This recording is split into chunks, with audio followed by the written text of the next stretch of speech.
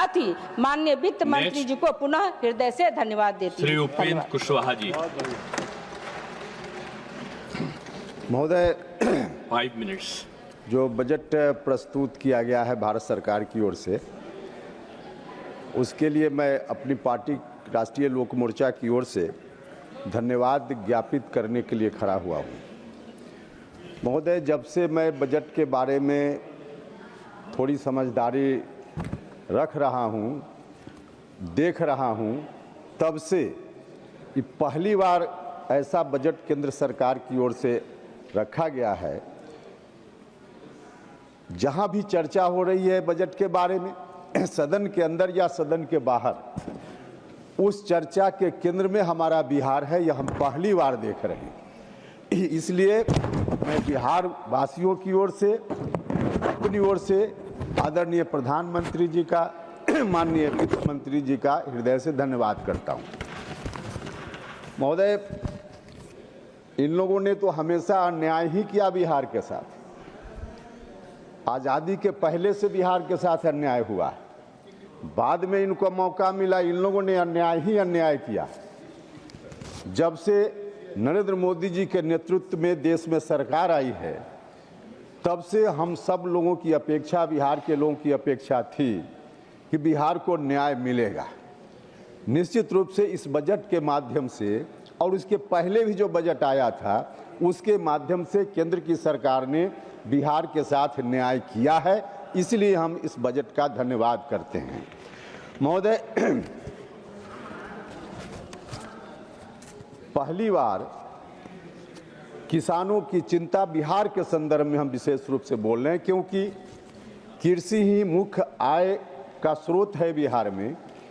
तो किसानों की चिंता बिहार के संदर्भ में केंद्र की सरकार ने, जो मौलिक सवाल किसान के हैं, उस पर ध्यान देकर सरकार ने चिंता की है।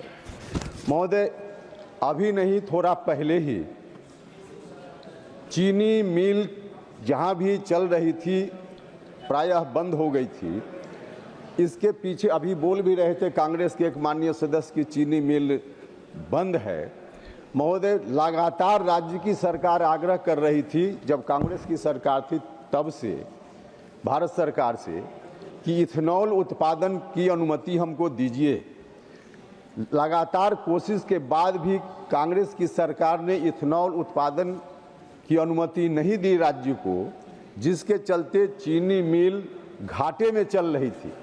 लेकिन हमारी सरकार, आदरणीय नरेंद्र मोदी जी के नेतृत्व की सरकार ने बिहार को इथेनॉल के उत्पादन की अनुमति दे दी, और इसका परिणाम है कि वहाँ जो कृषि उत्पाद पर आधारित उद्योग, उसकी स्थापना शुरू हो गई है।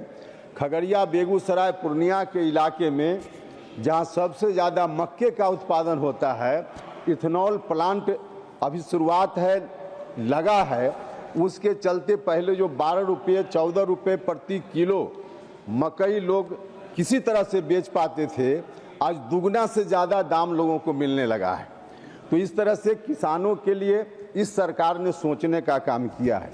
महोदय, बिहार कृषि प्रधान राज्य है और किसानों की अपनी समस्याएं है। बिहार का एक भाग सुखाड़ से परेशान होता है और एक भाग बाढ़ से परेशान होता है। जो बाढ़ से परेशानी है, मैं सुझाव सरकार को देना चाहता हूं कि नेपाल से बात करके उन इलाकों में बाढ़ की समस्या का अस्थायी निदान निकल पाए, इसके लिए भारत की सरकार को पहल करनी चाहिए। महोदय, जो सुखाड़ वाला इलाका है, शाहबाद का इलाका, मगध का इलाका, गंगा के उत्तर वाला जो इलाका है, उसमें अगर वर्षा ठीक से नहीं होती है तो सुखाड़ की स्थिति बनती है।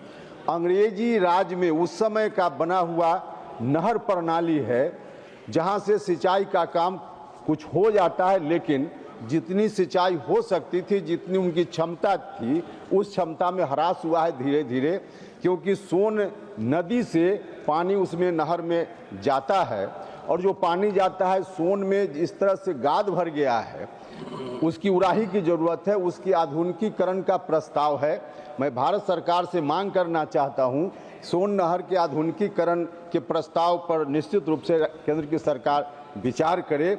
महोदय, एक उसी सोन नदी में पानी के बहाव को तेज करने के लिए, क्योंकि पानी कम आ रहा है, मैं समाप्त करता हूँ तुरंत, तो उसमें पानी का बहाव कम हो रहा है। इसके लिए अभी नहीं, लगभग 30-35 साल पहले डैम बनाने की एक योजना, इंद्रपुरी जलाशय जिसका नाम है, उसको बनाने की योजना का शिलान्यास हुआ, लेकिन अभी तक नहीं बन पाया। नहीं बनने के पीछे क्योंकि कई राज्यों से यह मामला जुड़ा हुआ है, बिहार, झारखंड, उत्तर प्रदेश, इन राज्यों से जुड़ा हुआ मामला है।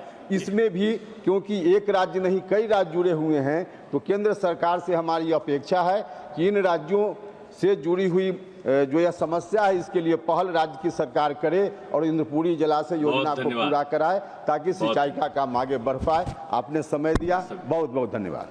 सभी माननीय जो भी वक्ता हैं, मैं अनुरोध करूंगा कि समय जो निर्धारित है उसको देखकर ही अपना जो उद्बोधन है करेंगे। Shri doctor John Brittas.